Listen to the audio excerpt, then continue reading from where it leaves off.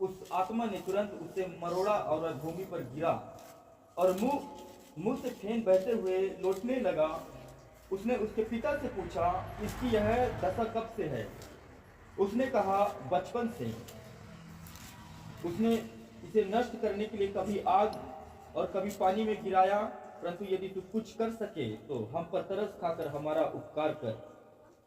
यीशु ने उससे कहा, यदि तू कर सकता है, यह क्या बात है कि विश्वास करने वालों के लिए सब कुछ हो सकता है।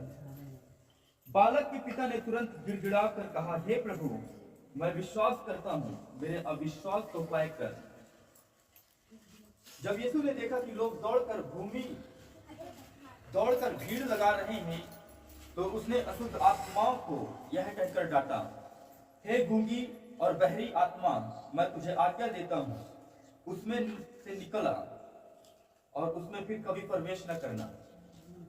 तब वह चिल्लाकर और उसे बहुत मरोड़ कर निकल आई और बालक मरा हुआ सा हो गया।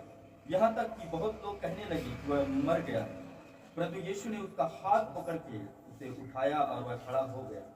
सब कहिए आमीन। हालेलुया। प्रभु यीशु मसीह की जय। क्योंकि वचन कहता है छुटकारा इतनी आसानी से नहीं होता। छुटकारा यदि इतनी आसानी से हो जाए तो लोग एक ही सप्ताह में छुटकारा पा लें। एक ही सप्ताह में लोग छुटकारा पा ले और वो फिर छुटकारा पाके वही पुराने अवस्था में वो लौट जाएं। पर यहाँ 26 वचन गौर से देखेंगे, है ना, सुनेंगे।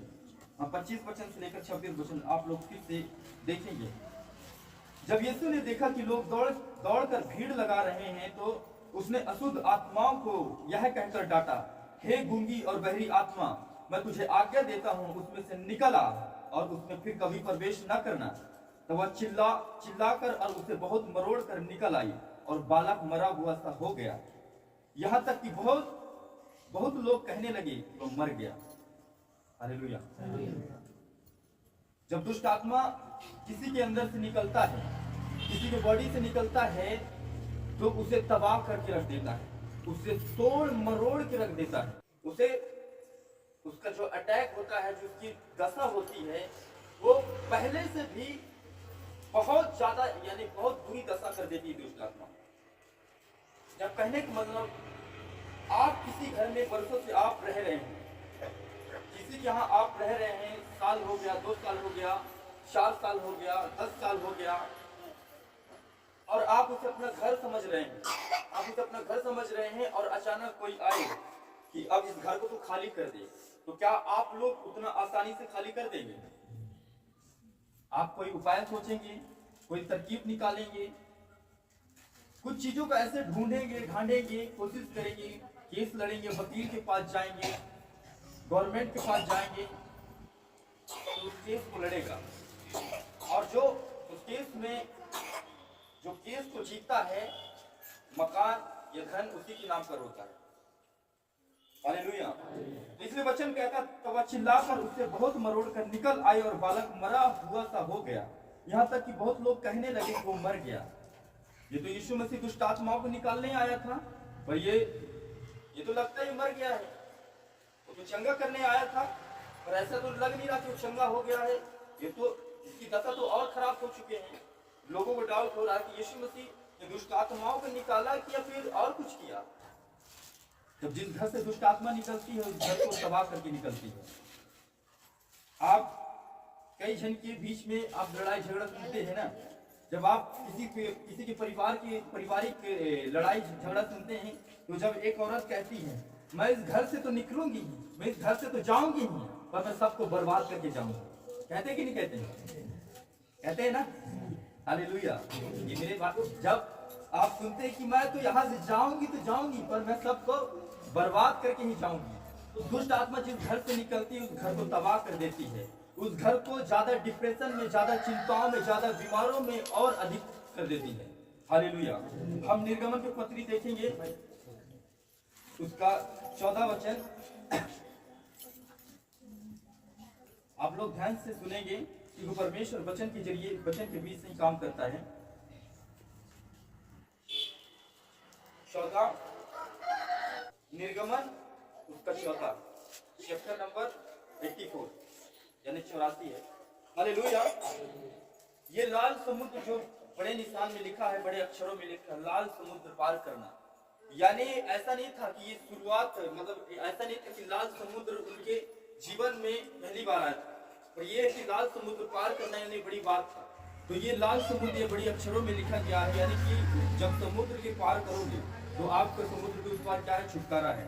और जब हम इस वचन को जब निर्गमन पूरी 1 से पढ़ते हैं, यहाँ तक 12 तक पढ़े, 14 तक पढ़ते हैं, तो हमें साफ साफ वहां पर समझ में आता है कि जब मूसा उनके पास गया, तब से, जब छुटकारे के बाद मूसा ने कहा, तब से उन्होंने मूसा की बातों पर ध्यान दिया, तब से उनके जीवन में, उन इजरायलियों के जीवन में दुख डबल कर दिया राजा ने। हालेलुया।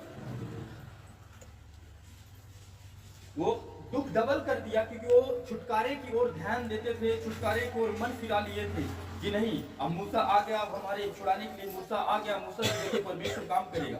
और जब मूसा राजा से बात करने जाता है कि राजा इन्हें छोड़ दे, ये परमेश्वर के लोग हैं, तो कहते हैं ये तू क्या बात कर रहा है, तू क्या बकवास कर रहा है।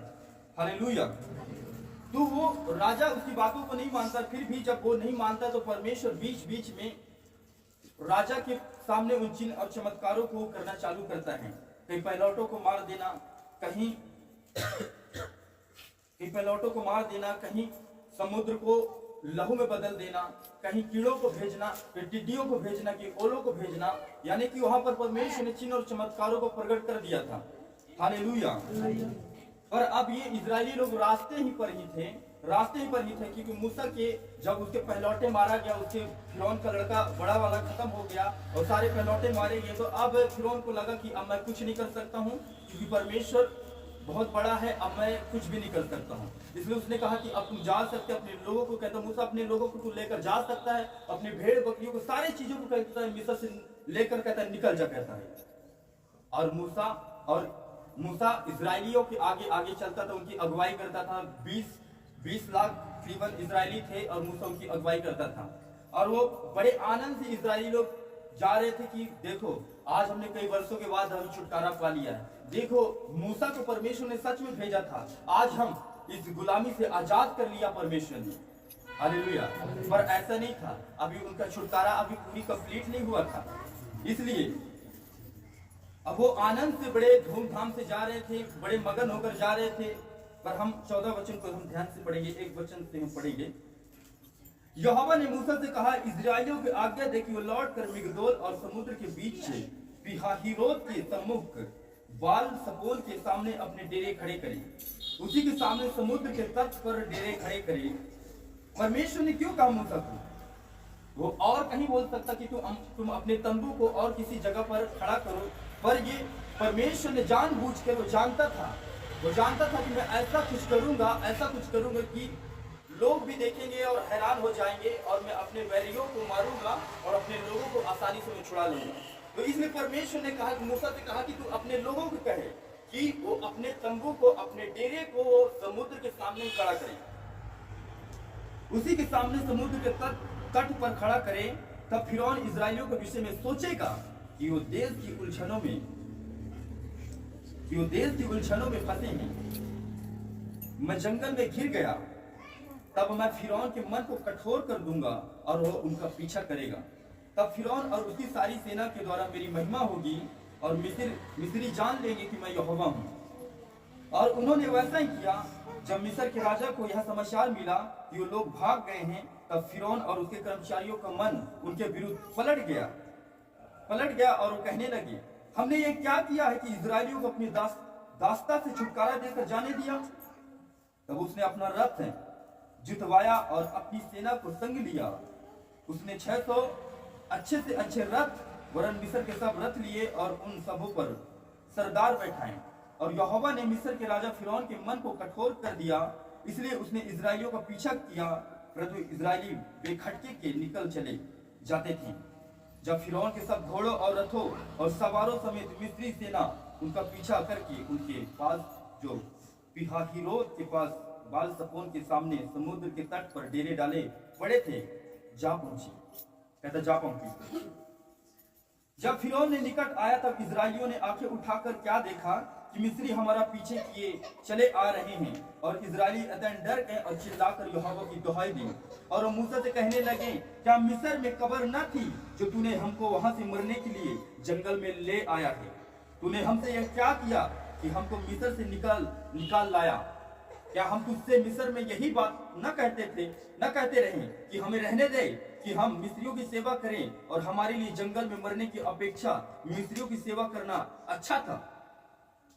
मूसा ने लोगों से कहा कि डरो मत, खड़े खड़े हुए उद्धार का काम देखो जो यहोवा आज तुम्हारे लिए करेगा, क्योंकि जिन मिस्रियों को तुम आज देखते हो उनको फिर कभी न देखोगे।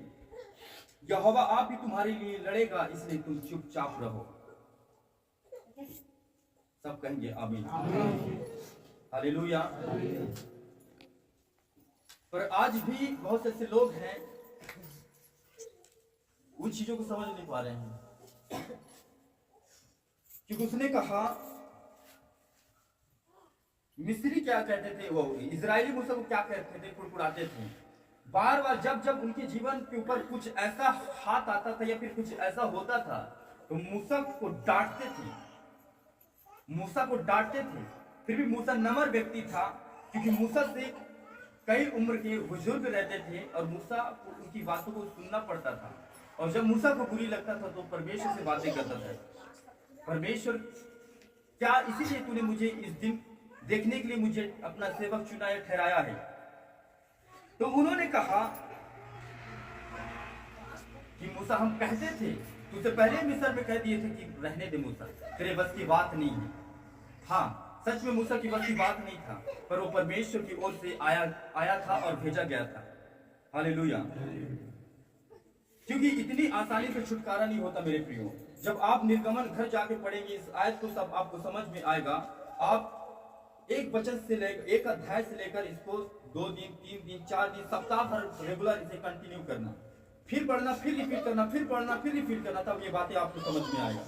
तो ये बीच में फंसे हुए थे, और जब इन्होंने फिरौन ने कहा कि मूसा तू अपने लोगों को लेकर चला जा, मेरे देश से निकल जा, तो ये लोग बड़े आनंद कर रहे थे कि अब हम छुटकारा पा गए। पर इनका छुटकारा, असली छुटकारा बाकी था।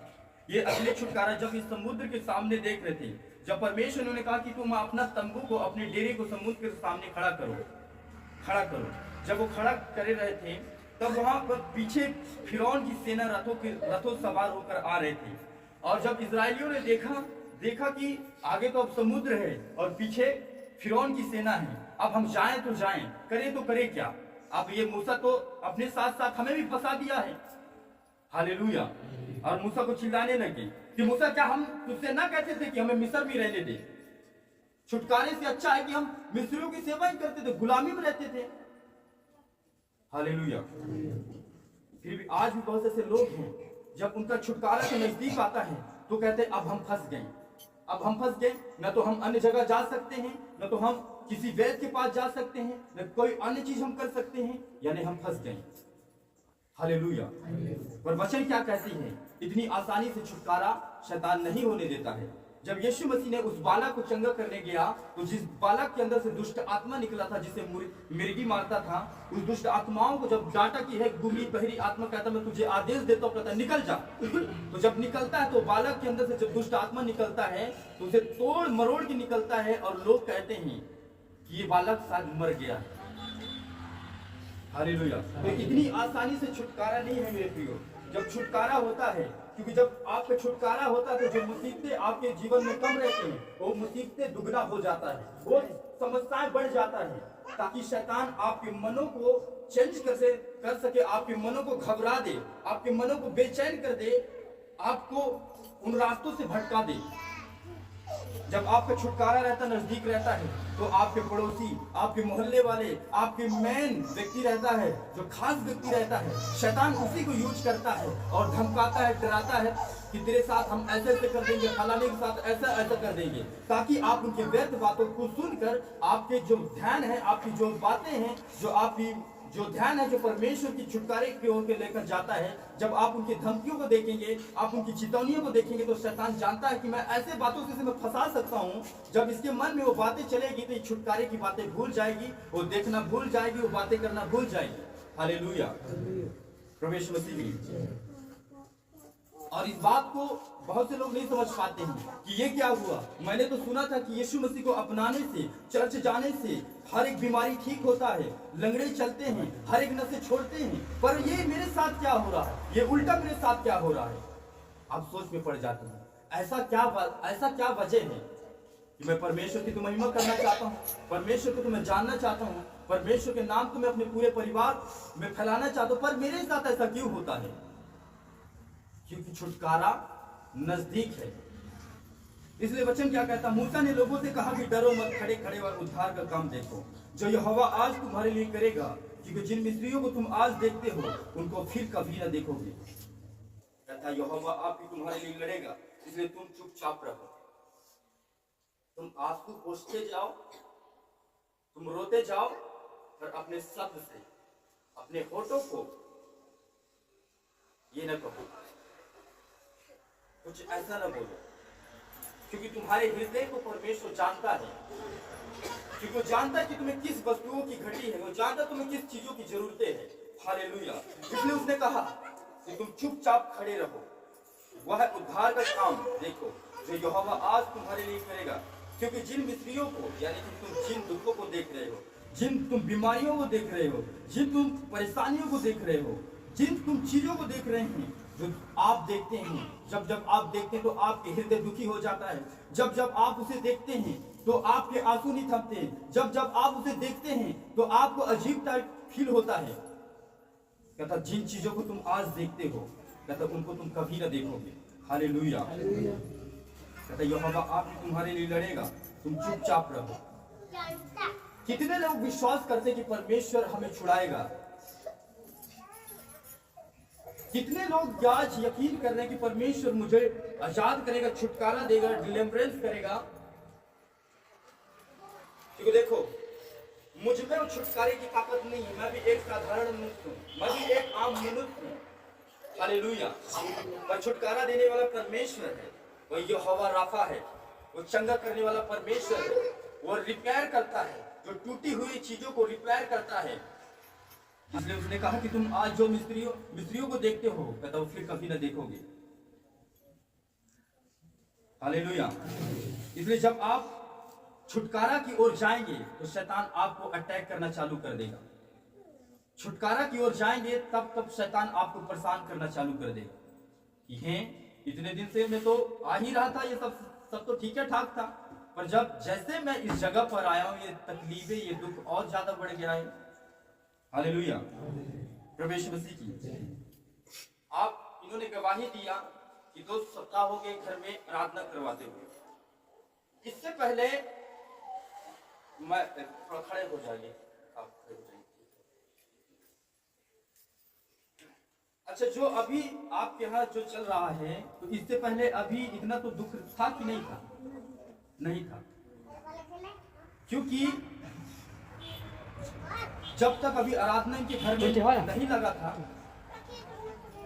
हो गई। अभी जब तक इन्होंने अपने घर में आराधना चालू नहीं करवाया तो सब ठीक ठाक थे, इनके बच्चे भी सही थे, इनके हस्बैंड भी सही थे, इनके बच्चे भी सही थे, इनके सारी चीज सही थी। पर इन्होंने जैसा सोचा कि मैं घर में आराधना करवाऊंगी, घर में प्रभु का आदर दूंगी, घर में प्रभु की महिमा में करवाऊंगी, और जैसे 2 सप्ताह हुआ, शैतान क्या किया? शैतान ज्यादा अटैक करना चालू किया। शैतान ज्यादा इनके बच्चों को, इनके हस्बैंड को नशे में, क्रोध में, गुस्से में, ये बच्ची को ज्यादा अटैक शैतान कर रहा है। हालेलुया। तो इस बात से हम लोग जानते हैं, जब ऐसा कुछ होता है बाइबल में, जब ऐसा कुछ हुआ है, तब परमेश्वर बड़े और अचंभित रीति के साथ काम किए। जब मिस्रियों, इजराइलियों के सामने लाल समुद्र सामने था और पीछे फिरौन की सेना था, तब परमेश्वर ने बड़े बड़े काम किए थे। जब बाइबल में हम उन सारे पुस्तकों को पढ़ते हैं, जब इजरायली दुखी थे, तब परमेश्वर अपने दासों को भेजकर, अपने वचनों को भेजकर उन्हें बचाता था और बड़े चिन्ह और चमत्कारों को करता था। हालेलुया। जब आप दुख में रहे, प्रॉब्लम में रहे, निराशा में रहे, तो आप समझ जाओ कि मेरा छुटकारा नजदीक है। वो मुझे लाल समुद्र से निकालने वाला परमेश्वर है। मैं कहता हूँ, क्या आप लाल समुद्र को 1 घंटे में, 2 घंटे में, 1 दिन में पार कर देंगे? क्या नहीं करेंगे? क्योंकि आप लाल समुद्र को पार करने जा रहे हैं। आमीन। आप किसको पार करने जा रहे हैं? लाल समुद्र को पार करने जा रहे हैं। इसलिए छुटकारा, इसलिए आपके जीवन में वो दुख, वो प्रॉब्लम बढ़ते जा रहे थे। ऐसा नहीं था, इजरायली अब भी शक कर रहे थे। जब लाल समुद्र को परमेश्वर ने तो भाग कर दिया, उसके पानी को दीवार कर दिया, अपने लोगों के लिए रास्ता बना दिया, अब भी इजरायली शक कर रहे थे, डाउट कर रहे थे कहीं ऐसा ना हो जाए, हम पता नहीं इस लाल समुद्र से निकल पाते कि नहीं निकल पाते हैं, ऐसा ना हो जाए कि हम लाल समुद्र में रहे। प्रभु मसीह की। इसलिए जब आप प्रभु में मजबूत होते हैं, जब आपको वचन नॉलेज होता है, तब शैतान आपको भरमाता है। अब देखो, अच्छा सतना क्यों, अब इतने दिन क्यों नशा नहीं किए? प्रभु बराबर आए, वर्षिप कर रहे। हम पहाड़ों पे आराधना करने गए थे, प्रार्थना करने गए थे, मुझे पता है, प्रार्थना करने गए तो बोला कि मैं गायक बनूं, मैं वर्षिपर बनूं। तो नहीं, बहुत अच्छा, मैं भी चाह क्यों नहीं। वो कहा कि भैया कहा था रायपुर जाओगे स्टूडियो को, नहीं ऐसा कोई बात नहीं है, एक दिन स्टूडियो हम खुद बना देंगे ना। तो क्या मैं गायक बनूंगा, वर्षिपर करूंगा, तो ठीक है, बहुत अच्छी बात है। अब उस दिन उसने कहा, अंगीकार किया कि मैं गायक बनूंगा, मैं वर्षिपर करूंगा, वर्षिप करूंगा परमेश्वर के लिए। और उसी दिन वो शायद हमारे साथ, उसी दिन वो प्रार्थना लेवल को पकड़ा था कि कैसे प्रेयर करते, कैसे फायर करते, कैसे कौन से वचन कहाँ पे घोषणाएं करते, कैसे क्या बोलते हैं। उसी दिन से शैतान अब इनके हस्बैंड को क्या करते, भरमा दिया कि छुटकारे के मार्ग पर है। अब वो छुटकारा पाना आसानी से जानता था कि मुझे कैसे घोषणाएं करना है, मुझे कौन से वचन किस टाइम पर अंगीकार करना है, मुझे कैसे प्रेयर पढ़ाना है, मुझे कैसे फास्टिंग पढ़ाना है। शैतान को पता हो चुका था, इसलिए उसने भरमा दिया। किनके जरिए भरमाया? वो डायरेक्टली उतर के आया, रिश्तेदारों के जरिए, मोहल्ले वालों के जरिए। क्या तू यीशु करता है, पैक मार भूल जा, अरे कुछ नहीं रखा है, हम सब करके देख लिए। भरमाने वाला, इसलिए यीशु मसीह कहता सावधान रहो कि कोई तुम्हें भरमाने ना पाए। वो हमारे ही बीच से हमें भरमाएंगे, ऐसा नहीं कि वो अलग से होंगे, वो दूसरे जगहों से आकर हमें भरमाएंगे, वो हमारे ही बीच से निकलेंगे वचन कहता है और भरमाएंगे। हालेलुया। इसलिए जब छुटकारे के रास्ता पर हो तो दुख का बढ़ना तय है। और इस बात को नोट कर लेना, माइंड में बैठा लेना कि यार जब से मैं प्रभु में आया हूँ, जब से मैं उसके वचनों को मनन कर रहा हूँ, तभी ये प्रॉब्लम क्यों अधिक बढ़ रहे हैं। जब मैं संसारिक में था, तो संसार में था तो सब सही था, मैं एंजॉय भी कर लेता था, सब कुछ भी कर लेता था, मेरे पास सारी चीज भी रहते थे। आज न तो कोई मेरा दोस्त मुझे साथ देता है, न कोई ऐसे चीजें हैं मेरे पास। जो आप छुटकारे के रास्ते पर हो, पर वचन कहता छुटकारा इतनी आसानी से नहीं होता है। कई लोग आपको देखेंगे, जब आपका छुटकारा होगा तो कई लोग आपके विषय में कमेंट करेंगे, टिप्पणी करेंगे, तू गया, तेरा कुछ नहीं।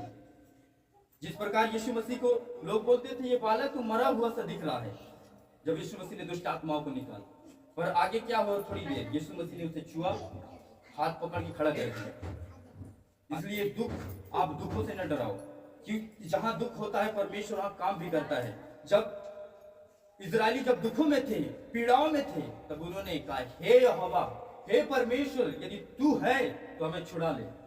और परमेश्वर को बातें याद आया कि अब्राहम से मैंने वायदा किया था, उनके पीढ़ियों से, उनके वंशों से। और ये बातें परमेश्वर ने पहले कह दिया था कि अब्राहम से, कि अब्राहम तेरे लोगों को मैं 400 वर्ष गुलामी में रहना पड़ेगा। और ये बात स्मरण आया परमेश्वर को, और उसने मूसा को भेज दिया। इसलिए जब आपको दुख पीछा करे तो आपको घबराना नहीं। पीछा किस लिए करते हैं? ताकि आप लोग वहां तक ना पहुंच सके। जब आपका हस्बैंड या वाइफ में जब झगड़े होते हैं, जब एक पत्नी अपने हस्बैंड से रूठ के चला जाता तो हस्बैंड क्यों पीछा करता है? लौटा ले, यानी ऐसा नहीं करता। इसलिए शैतान आपको पीछा करता है ताकि आपको भी उधर से वो लौटा ले आए। आया ना प्रभु मसीह की। इसलिए जब शैतान आपका पीछा करे, बीमारी आपका पीछा करे, दुख आपका पीछा करे, अटैक आपका पीछा करे, तो आप समझ जाना कि शैतान मुझे लौटाने की कोशिश कर रहा है और परमेश्वर मुझे लाल समुद्र पार करने के लेकर जा रहा है। हालेलुया। प्रभु मसीह।